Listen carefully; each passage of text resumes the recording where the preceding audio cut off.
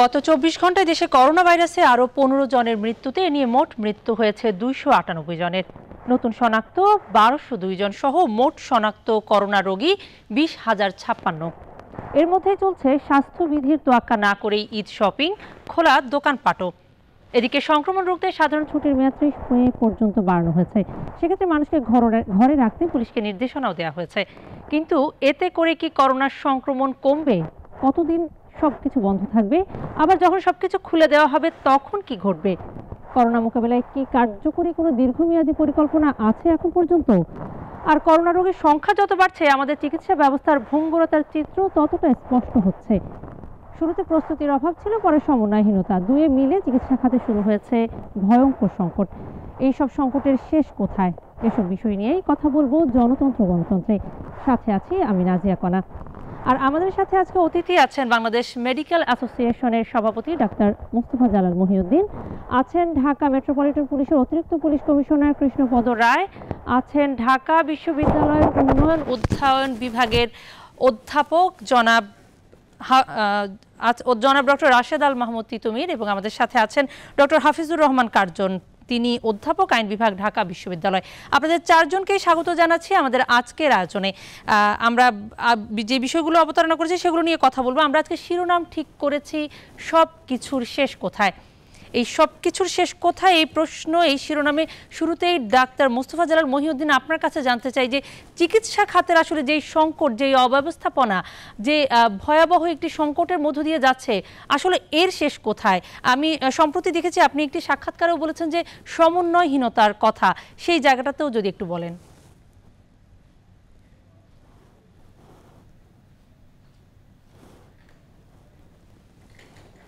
আজকে আমাদের অনেক দিন হয়ে গেল আমরা এই করোনা ভাইরাসে আক্রান্ত। আমি বিশ্বাস করি শুধু আমাদের দেশে নয়, আন্তর্জাতিক বিশ্বের কথা যদি আমরা ভাবি, আমরা দেখব আমেরিকার কথা, আমরা দেখব ইংল্যান্ডের কথা, আমরা দেখব আমরা দেখব ইটালির কথা, আমরা দেখব ফ্রান্সের কথা, আমরা দেখব স্পেনের কথা, আমরা দেখব জার্মানির কথা। তো এইসব দেখে আমাদের উপলব্ধি হচ্ছে যে তারা এত বড় বড় দেশ, তারাও কিন্তু সেইভাবে কিন্তু করোনা ভাইরাসকে তারা ওভারকাম করতে পারে নাই। তো সেই দৃষ্টিকোণ থেকে এশিয়া মহাদেশের আমরা একটি দেশ, বাংলাদেশ, আমাদের আশেপাশে যে দেশগুলো আছেন, নেপাল আছে, ভুটান আছে, পাকিস্তান আছে, ভারত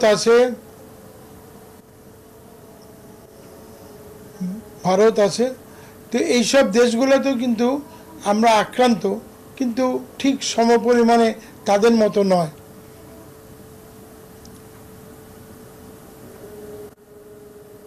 কিন্তু আপনাদের উপলব্ধি করতে হবে এই করোনা ভাইরাস, এই ভয়াবহ রোগ, এই মারাত্মক ব্যাধি আমরা কিন্তু আগে বুঝতে পারি নাই। আমাদের আগে চিকিৎসক হিসেবেও আমাদের এটা জানার কথা ছিল না।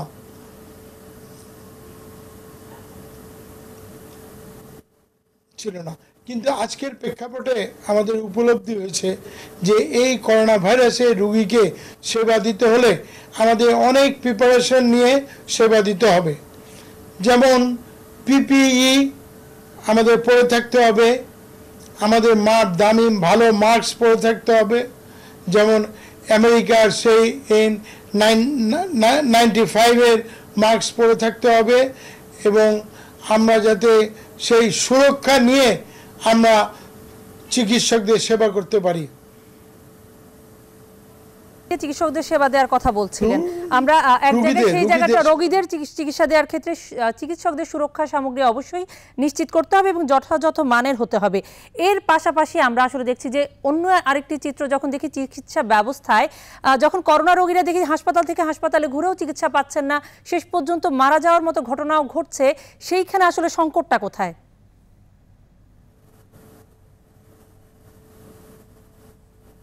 এটা কি আসলে খুব দুঃখজনক। আমরা এটা উপলব্ধি করতে পারি না যে আমাদের সরকারের পক্ষ থেকে যেসব হাসপাতালে ঠিক করা হয়েছে সেই হাসপাতালে করোনা রোগী গেলে কেন তিনি অ্যাডমিশন নিতে পারবেন না, কেন ভর্তি হতে পারবেন না? যদি খালি থাকে নিশ্চয়ই তারা সেখানে ভর্তি হবেন। তবে আমি একটি কথা বলি, আজকের প্রেক্ষাপটে আজ থেকে 3-4 দিন আগে আমাদের একজন মন্ত্রণালয়ের জয়েন্ট সেক্রেটারি, তার মেয়ে আমাদের চিকিৎসক, সেই মেয়ে তার বাবাকে নিয়ে অনেক হাসপাতালে গিয়েছিলেন, অনেক হাসপাতালে তার বাবাকে নিয়ে গিয়েছিলেন কিন্তু চিকিৎসা পাননি এবং অবশেষে তিনি কুয়েত পশ্চিম হাসপাতালে ভর্তি হলেও শেষ পর্যন্ত তিনি মারা যান। সেই ঘটনা আমরা জানি এবং সেই জায়গাটাতে আসলে সাধারণ মানুষের শঙ্কা, যখন একজন সরকারের সাথে কাজ করা একেবারে অতিরিক্ত সচিব, যিনি তার মেয়ে একজন চিকিৎসক, তিনি যখন চিকিৎসা সেবা পান না তখন আসলে বাকিদের কি উপায় থাকে, সেটি আসলে এখন প্রশ্নের বিষয় বা সেটি শঙ্কার বিষয়। আমি মোস্তফা জালাল মহিউদ্দিন, আপনি থাকুন আমাদের সাথে, আমি আপনার কাছে আবার আসবো। আমি জনাব কৃষ্ণপদ রায় আপনার কাছে আসতে চাই। আমরা দেখছি যে আসলে পুলিশরা সম্মুখ যোদ্ধা হিসেবে তাদের এই সময়টাতে আসলে সেবা কার্যক্রম সেটি করে যাচ্ছেন এবং প্রশংসনীয় আসলে কাজ করছেন, এবং একই সাথে আমরা দেখছি যে তারা সম্মুখ সারির যোদ্ধা হিসেবে আক্রান্ত হচ্ছেন, মারা যাচ্ছেন। এই যে এই জায়গাগুলো আসলে করোনার শেষ কোথায়, এই জায়গাগুলোতে আমরা আসলে কিভাবে আমাদের সম্মুখ যোদ্ধা যারা আছেন তাদেরকে সুরক্ষিত রাখতে পারি? আমরা একটা নতুন একটা পরিবেশে আছি, নতুন একটা রোগের প্রকোপের মধ্যে আছি, এটা আমাদের সবার জন্য চ্যালেঞ্জ। এবং আমি দেখছি আমি পার্সোনালি আমার যে একটা অভিমত, সেটা হচ্ছে আমরা যারা আইন শৃঙ্খলা রক্ষাকারী বাহিনী বা পুলিশে আছি, পুলিশে যারা কাজ করছে রাস্তাঘাটে মানুষের সাথে, এবং যারা চিকিৎসা কর্মী যারা হাসপাতালে কাজ করছেন, তাদের জন্য এই রোগটা অনেকটা অনিবার্য, আনঅ্যাভয়েডেবল হয়ে গেছে। তো সেইটা মেনে নিয়ে যতটুকু সম্ভব নিজেকে সুরক্ষা করে আমরা আমাদের কাজ করে যাচ্ছি। আমি তো দায়িত্ব থেকে সরে আসতে পারি না। আমি দেখেন, আপনি যখন এই স্বাস্থ্য সচেতনতা কিংবা মানুষকে ঘরে থাকার জন্য যখন আহ্বান জানানো হচ্ছে, কিংবা এই যে বাজার কিছু দোকানপাট খোলা হলো, এটার যে নিয়ম কারণ মানার জন্য বলা হচ্ছে, সবগুলাই কিন্তু বলা হচ্ছে পুলিশ তুমি দেখো, পুলিশ তুমি দেখো, পুলিশ তুমি দেখো। আমি অতি পুলিশ নির্ভরতা এই ব্যাপারে আমি বলবো একটু কমিয়ে নিয়ে আসা উচিত। এবং আমরা কিন্তু আমি বলছি আমাদের জন্য আমাদের ডিউটির ধরন, আমাদের থাকার ধরন সবকিছুই হচ্ছে কি আমাদেরকে এইটার জন্য অনিবার্য একটি আক্রমণের দিকে ফেলে দিয়েছে। তারপর আমরা কাজ করছি। আপনাকে একটু থামিয়ে আপনার কাছে আবার আরেকটি বিষয় আসলে এই সাথে একটু জানতে চাই যে পুলিশ নির্ভরতা কমিয়ে কি আসলে আর কোনো উপায় আছে? কারণ আমরা দেখছি যে এখনো সাধারণ ছুটির মেয়াদ বেড়েছে, সেই সময়টাতে আসলে পুলিশ এখন কতটা কার্যকর ভূমিকা রাখবে মানুষকে ঘরে রাখতে? কারণ আমরা দেখছি যে দোকানপাট খোলা, শপিং মল খোলা, মানুষ কিন্তু দেদারসে শপিং করছে, দোকানপাটে যাচ্ছে, স্বাস্থ্যবিধির কোনো তোয়াক্কা তারা করছে না। সেই জায়গায় আসলে পুলিশের ভূমিকাটা কি, পুলিশ কি করছে?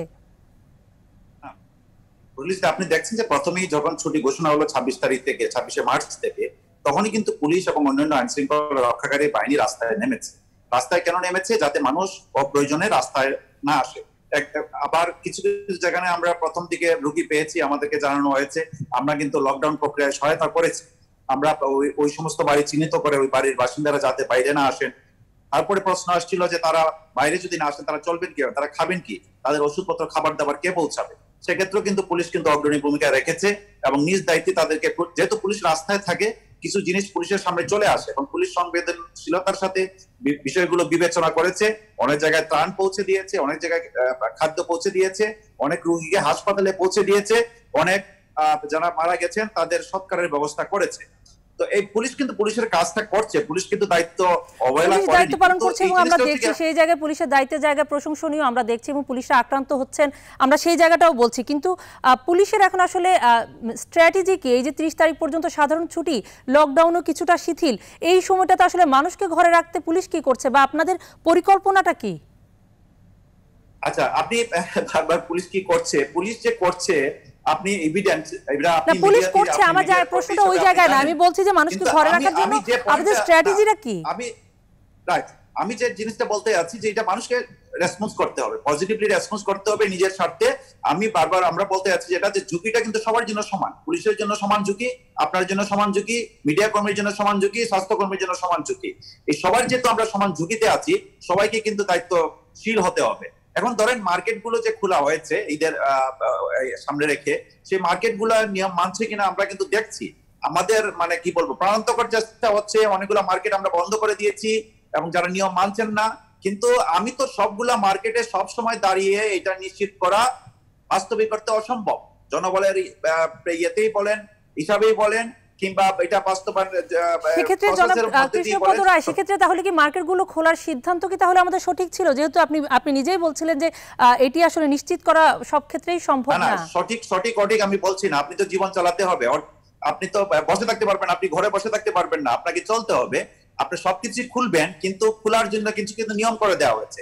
সেই নিয়মগুলা আমরা রাস্তায় থাকি বলে আমরা নিয়মগুলা মানছি কিনা মানুষ সেগুলা দেখছি। কিন্তু আমি যেটা বলতে যাচ্ছি, আমরা যেমন দেখছি আপনাকেও দায়িত্বশীল হতে হবে, সবাইকে দায়িত্বশীল হতে হবে। আমি আপনার কাছে আবার আসবো এবং আপনার কথা শুনবো, তবে সবাইকে দায়িত্বশীল হওয়ার কথা বলছি। পৃথিবীর অন্যান্য দেশে দেখছি যে দায়িত্বশীল হচ্ছে না বলে জরিমানা বা অনেক ক্ষেত্রে তাদেরকে আসলে আইনের আওতায় নিয়ে আসার কাজটিও চলছে। সেই জায়গাটাতেও নিশ্চয় হয়তো কাজ করতে হবে। আমি ডক্টর রাশেদ আল মাহমুদ তিতুমীর আপনার কাছে আসতে চাই। জীবন জীবিকার প্রশ্নে বারবারই তর্ক হচ্ছে যে জীবন না জীবিকা।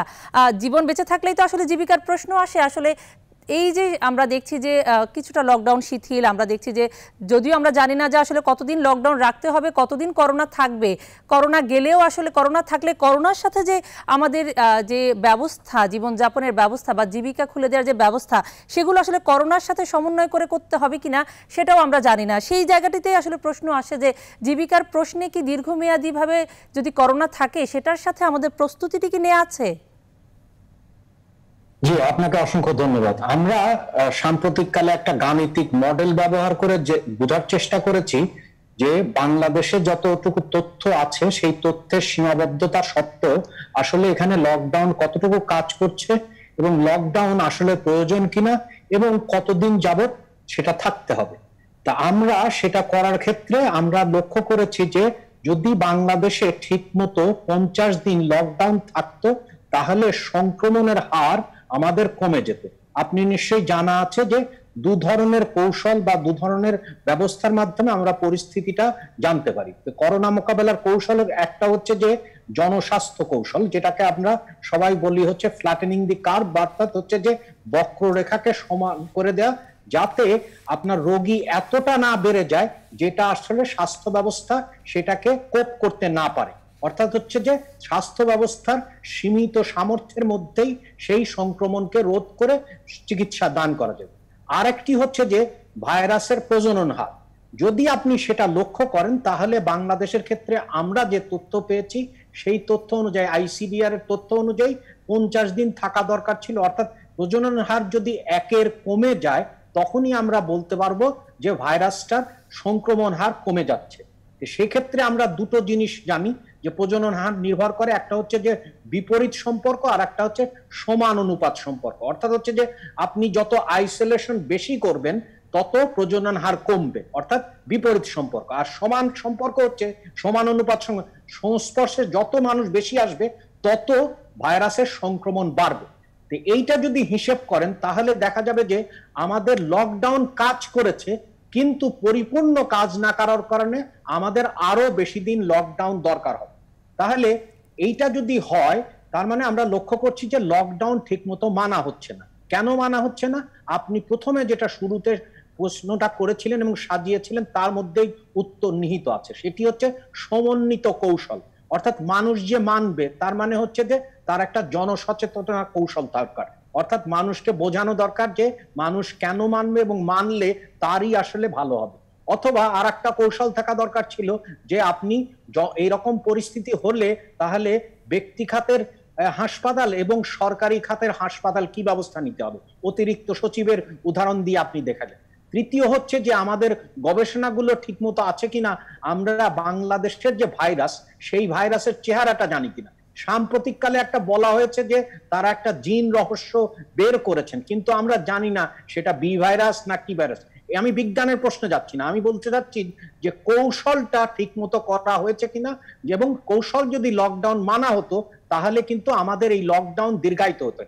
দ্বিতীয় বিষয়টা আপনি যেটা বলেছেন যে লকডাউনে শ্রমজীবী প্রান্তিক জনগোষ্ঠী অর্ধাহারে অনাহারে আছে, কারণ তাদের সঞ্চয় নেই এবং তাদের জীবিকার একটা প্রশ্ন। কিন্তু জীবন এবং জীবিকাকে বিপরীতমুখী করা কোনোভাবেই ঠিক নয়। এটি দেখতে হবে হচ্ছে যে দুটোরই প্রয়োজন আছে, সেই জন্য কৌশল করতে হবে। এবং সেখানেও আমরা তিনটা বিষয় দেখতে পাচ্ছি না। প্রথম বিষয় হচ্ছে যে সমন্বিত কৌশলের সাথে আপনাকে বের করতে হবে কোথায় কোথায় ঝুঁকি আছে এবং ঝুঁকি অনুযায়ী নির্দেশ করে আপনাকে নির্দেশিকা অর্থাৎ গাইডলাইন তৈরি করতে হবে। সেটা কিন্তু আমরা দেখিনি।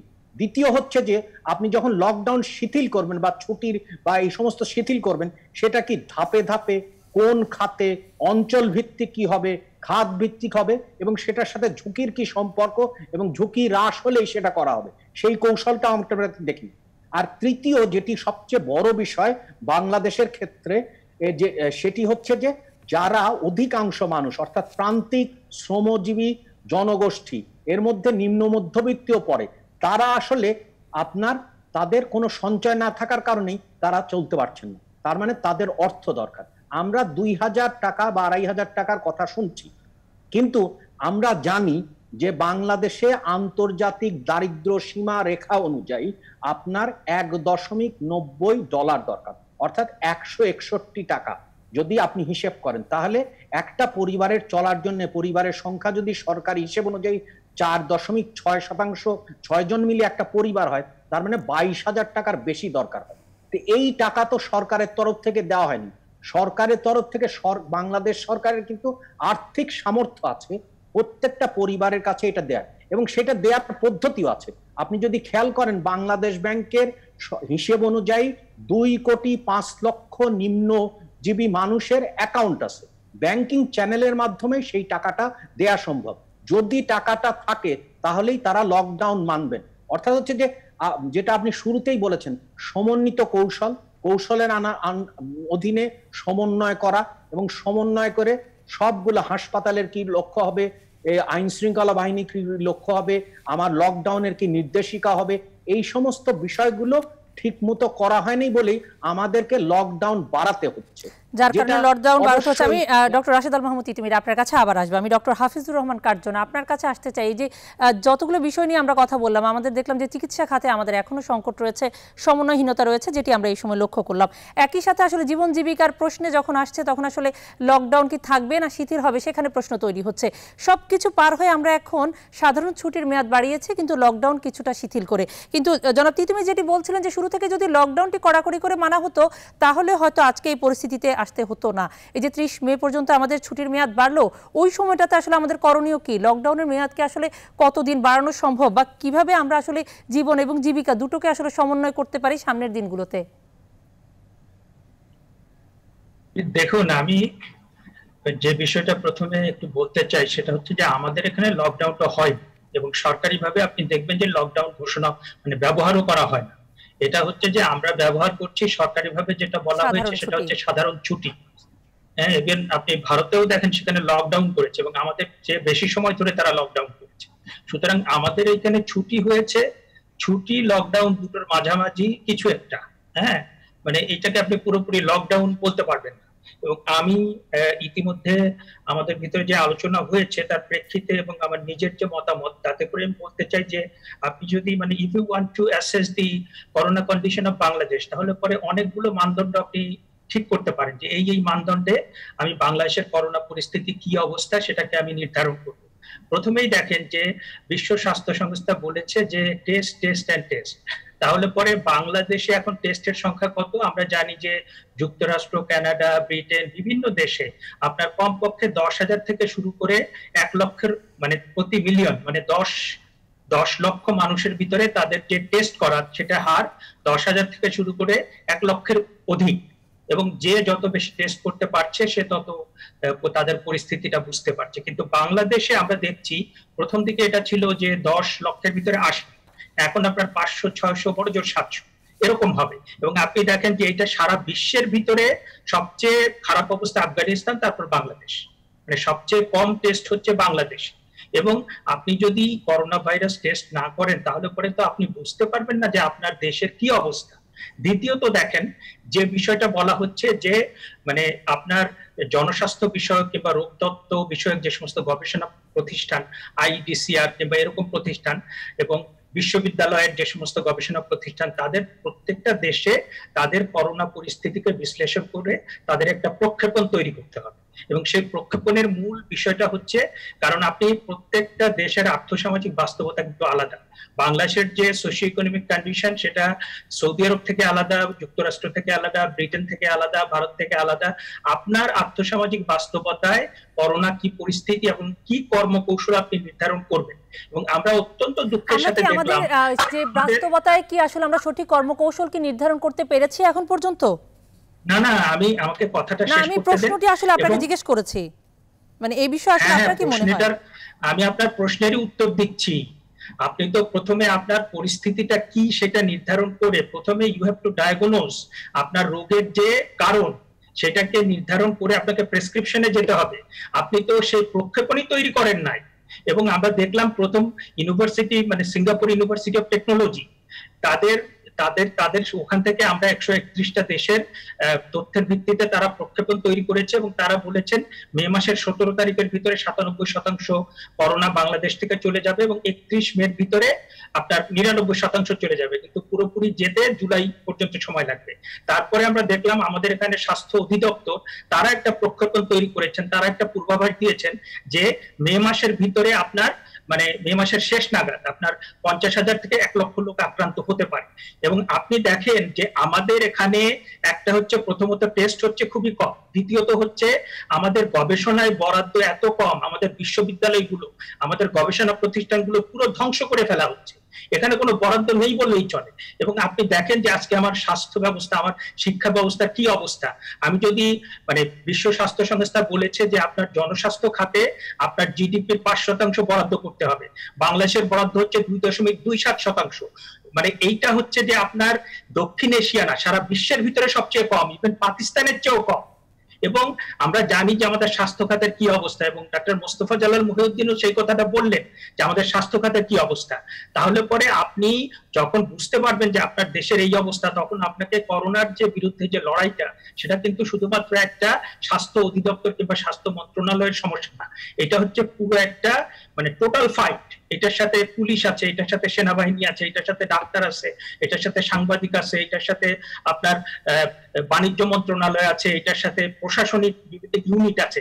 আপনি দেখেন যে আমরা মোস্তফা জালাল মুহিউদ্দিন অনেকগুলো দেশের উদাহরণ বললেন, কিন্তু উনি নিউজিল্যান্ডের কথা কেন বললেন না? কারণ নিউজিল্যান্ডে সেখানে একজন মহিলা প্রধানমন্ত্রী, তিনি যখনই করোনা তাদের দেশে হয়েছে তৎক্ষণাৎ তিনি খুব দ্রুত ব্যবস্থা নিয়েছেন, ব্যবস্থা নিয়ে তিনি সার্বক্ষণিক ফেসবুকে ছিলেন এবং ফেসবুকে থাকার সময় তিনি মানে যে কোনো নাগরিক যে প্রশ্নের উত্তর দিয়েছে তিনি সেটা ফেস করেছেন। আমাদের এখানে দেখেন একটা হচ্ছে অব্যবস্থাপনা আর একটা হচ্ছে সমন্বয়হীনতা।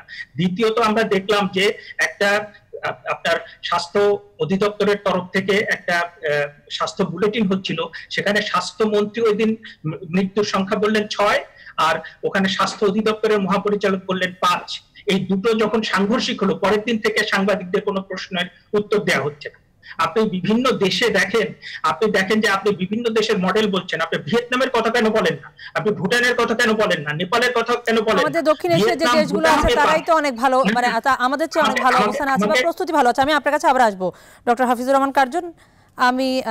আমরা বিরতিতে যাব, বিরতি থেকে এসে কৃষ্ণপদ রায় আপনার কাছে আসলে জানতে চাইবো যে সামনে একটি ঈদ আসছে, ঈদকে কেন্দ্র করে অনেকেই বাড়ি যাওয়ার একটা চিন্তা ভাবনা করবেন বা এক ধরনের আসলে আরেকটা নতুন সংকট তৈরি হতে পারে, যদিও আমরা জানি যে গণপরিবহন বন্ধ। সেই জায়গাটাতে আপনাদের আসলে আপনারা কি করছেন বা কি চিন্তা ভাবনা করছেন বা সেই ক্ষেত্রে আসলে আইন শৃঙ্খলা রক্ষায় আসলে কি ব্যবস্থাগুলো নেওয়া হচ্ছে সেগুলো জানবো। তবে 4 জন অতিথি আপনারা আমাদের সাথে থাকুন, আমরা জনতন্ত্র গণতন্ত্রে নিচ্ছি ছোট্ট একটি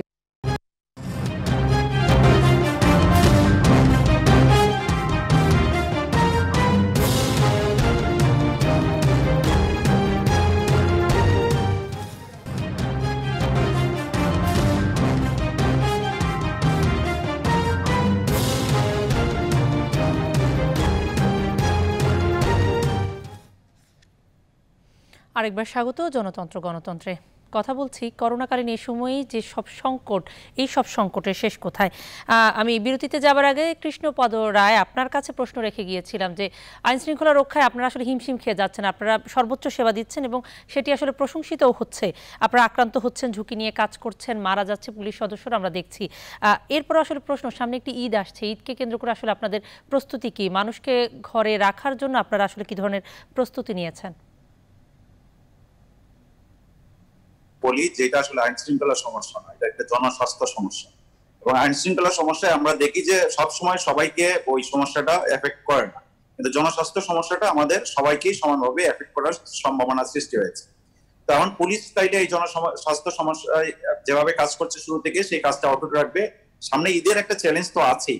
ঈদের সময় আপনি জানেন সরকার বলেছেন যে ঈদের সময় কোনো মুভমেন্ট হবে না, কেউ যার যার অবস্থান থেকেই ঈদটা করবেন। আমরা যে ট্রেডিশনালি যে বাড়ি যাওয়ার যে একটি ব্যাপার থাকে, বাড়ি যাবেন। তারপর গণপরিবহন বন্ধ আছে, কিন্তু গণপরিবহন বন্ধ থাকা সত্ত্বেও আমরা দেখলাম এক সময় যে প্রচুর শ্রমিক ঢাকার বাইরে থেকে ঢাকায় চলে আসবে, সেই সমস্যাটা হয়েছে। ঈদের সময় এরকম একটি চান্স নাই সেটা বলা যাবে না। সেই ব্যাপারে আমাদের পরিকল্পনা যেটা আছে সেটা হচ্ছে কি, যারা আমরা ওই সময় এখন যেমন আপনার মুভমেন্টের জন্য একটা আমি বলবো যে একটু রিল্যাক্সড একটা ব্যবস্থা আছে, যে আপনি মার্কেটে যাচ্ছেন, ওষুধের দোকানে যাচ্ছেন, কাঁচা বাজারে যাচ্ছেন, কিন্তু ওই সময় কিন্তু আমরা একটা শক্ত অবস্থানে আমাদেরকে যেতে হবে। আমরা কিন্তু ঢাকার বাইরের সাথে আলাদা করে দেব। আবার ওই 3 দিনও কিন্তু আপনার এসেনশিয়াল শপস অনেক বন্ধ হয়ে যাবে, আদার ওষুধের দোকান ছাড়া অন্য এসেনশিয়াল শপস বন্ধ থাকবে।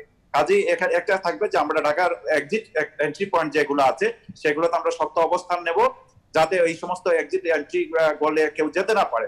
কিন্তু তারপরে দেখেন যে ঢাকার সাথে তো শুধু বড় বড় এক্সিট এন্ট্রি ছাড়াও অনেক ছোট ছোট অনেক পথ আছে। কেউ যদি নাছুরবান্দা হন তিনি হয়তো চলে যাবেন, কিন্তু যিনি নাছুরবান্দা হবেন তিনি কিন্তু নিজে বিপদগ্রস্ত হবেন এবং তার যেখানে যাচ্ছেন, যে ফ্যামিলির সাথে বা আত্মীয় স্বজনের সাথে দেখা করতে যাচ্ছেন, তাকেও কিন্তু বিপদে ফেলবেন, সেটি মাথায় রাখতে হবে। আমি আশা করছি যে পুলিশ তো কাজ করবে ঠিক আছে, কিন্তু পুলিশের কাজে যদি সবাই সহযোগী হন, সবাই যদি বিপদটা বুঝতে পেরে সেইভাবে রেসপন্স করেন, তাইলে কিন্তু আমাদের জন্য কাজটা সহজ হয়ে যাবে, দেশের জন্য কাজটা সহজ হয়ে যাবে। এবং আমরা আমি বলবো যে আমরা একটি ভালো অবস্থানে হয়তো আমরা থাকতে পারবো, যদিও নানা ধরনের টেকনিক্যাল ব্যাপার আছে। প্রফেসর তিতুমির বলছিলেন যে কার্ভটা ফ্ল্যাট হইলে ভালো। যাই হোক, এই আমি টেকনিক্যাল দিকতে যাচ্ছি না, আমাদের পুলিশের দিকটা যেটা, যে আমরা যত বেশি পারি মানুষকে ঘরে রাখা এবং জনস্বাস্থ্য যাতে যে নির্দেশনাগুলো আছে সেই নির্দেশনা যাতে আমার সামনে যারা পড়ছেন তারা মানছেন, এবং সামনে যারা পড়ছেন না নির্দেশনাগুলো মানার কথা আপনি বলছেন, যদিও আপনারা বলছেন যে এই সময়টাতে আপনারা কিছুটা রিল্যাক্স আছেন। আমি ডাক্তার মোস্তফা জালাল মহিউদ্দিন আপনার কাছে বলি, আমাদের এখন করোনা যেই সংকটকালীন সময়, যেই সময়টাতে আছে, আমরা প্রতিদিন দেখছি রোগীর সংখ্যা বাড়ছে। সেই জায়গায় আমাদের যে আইন শৃঙ্খলা বা কঠোরতার জায়গাটায় রিল্যাক্স থাকার কি সুযোগ আছে? এটি একটি বিষয়। সঙ্গে আমাদের স্বাস্থ্যমন্ত্রী বলছিলেন যে আসলে আমাদের সংক্রমণ সেই হারে হয়নি, বিশেষ করে ঢাকার বাইরে। আসলে কি আমাদের সংক্রমণ সেই হারে হয়নি, নাকি আসলে আমাদের টেস্ট সেই হারে হচ্ছে না বলে আমরা সংক্রমণের সংখ্যা পাচ্ছি না সেই হারে?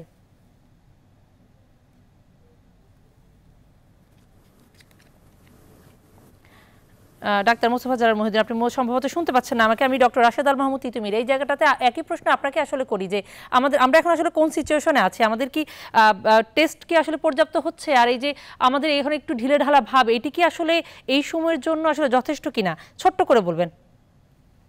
জি, আপনি যে বিষয় নিয়ে আমরা আলোচনা করছি, এই আলোচনা কিন্তু ছোট্টই আলোচনা। সেই আলোচনাটা হচ্ছে যে করোনার বিরুদ্ধে একটা কৌশল দরকার, এবং সেই কৌশলের সবার নির্ধারিত রোল এবং দায়িত্ব নির্ধারণ করে দেওয়া উচিত, এবং তাদের সেই দায়িত্ব পালন করা দরকার, সেটি করা হয়। দ্বিতীয় হচ্ছে যে ভাইরাসের প্রজননের হার 1-এর নিচে নামানো দরকার, সেটি এখনো নামেনি। সেটি নামতে পারে তখনই যখন লকডাউন ঠিকমতো কার্যকরী হবে। 3 নম্বর হচ্ছে জীবন এবং জীবিকার মধ্যে ভারসাম্য আনা সম্ভব, এবং সেটা বাংলাদেশ সরকার পারে যদি সেই কৌশলে যায়।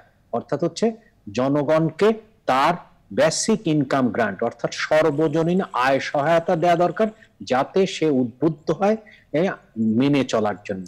এবং তার যদি আয়ের সংকট থাকে, সে আসলেই সেটা পূর্ণতায় যেতে পারবে না। আমি সময় পাই ডক্টর তিতুমির আপনার কাছে আবার আসবো। আমি ডক্টর হাফিজুর রহমান কার্জন আপনার কাছে ছোট্ট করে জানতে চাই যে আসলে আইনে এখন কতটা কঠোর করা উচিত, এবং আসলে মানুষকে এখন ঘরে থাকা বাধ্য করাটা আসলে কতটা জরুরি, বা লকডাউন আসলে কার্যকর করা কতটা জরুরি? আপনাকে ওই যে বিষয়টা বুঝতে হবে সেটা হচ্ছে যে কোনো সময় থাকে যখন আপনার আইন শৃঙ্খলা রক্ষাকারী বাহিনী কিংবা প্রশাসন তারা হচ্ছে নেতৃত্ব দেয়।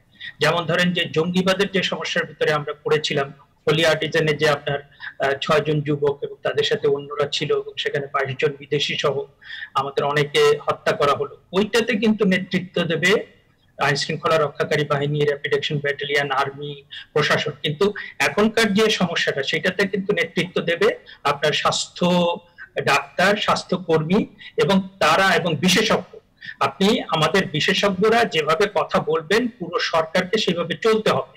এবং আপনি দেখেন যে আমাদের এখানে বেশ কিছু ভালো সংবাদ কিন্তু আছে, যে আপনার গতকাল মাননীয় প্রধানমন্ত্রী আপনার 50 লক্ষ পরিবারকে, দরিদ্র পরিবারকে আপনার মোবাইল ব্যাংকিং এর মধ্য দিয়ে 2,500 কোটি টাকা প্রদান করেছেন। এটা বাংলাদেশের ইতিহাসে একটা যুগান্তকারী।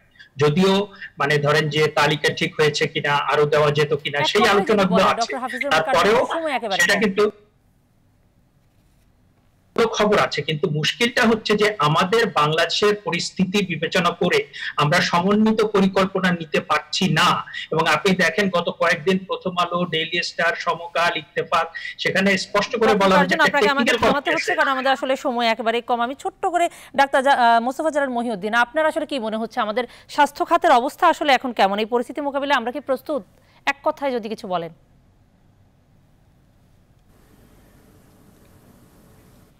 অবশ্যই আমাদের স্বাস্থ্যখাতে আজকের প্রেক্ষাপটে কিন্তু আমরা অনেক দূর এগিয়েছি। আমাদের মাননীয় প্রধানমন্ত্রী শেখ হাসিনা তার নিজের তত্ত্বাবধানে এবং নিজের মনিটরিংয়ের কারণে আমরা কিন্তু অনেক দূর এগিয়েছি। তা আমি বিশ্বাস করি আমাদের মধ্যে যে কিছু সমন্বয়হীনতার যে অভাব ছিল সেটা আমরা অনেক দূর এগিয়েছি। এবং আমার বিশ্বাস আমাদের চিকিৎসকরা যে ফ্রন্ট লাইনে যুদ্ধ করছেন এই পিপি আর এই মাস্ক পরে, তা আমার বিশ্বাস আমরা অভিষ্ট লক্ষ্যে পৌঁছাতে পারবো। শুধু একটি কথা বলি যে আমাদের যেহেতু চিকিৎসকরা যেভাবে কাজ করছেন সরকারিভাবে তো আসেনি, কিন্তু প্রাইভেট প্র্যাকটিসে যারা সব প্রাইভেট হাসপাতাল এবং প্রাইভেটে। অসংখ্য ধন্যবাদ। আমরা আজকে দুঃখিত একেবারেই সময় দিতে পারছি না। চারজন অতিথি, সম্মানিত অতিথি যারা আপনারা আমাদের সাথে যুক্ত হয়েছেন, অসংখ্য ধন্যবাদ আপনাদেরকে। দর্শক আপনাদেরকেও ধন্যবাদ। এই ছিল আজকে জনতন্ত্র গণতন্ত্রে।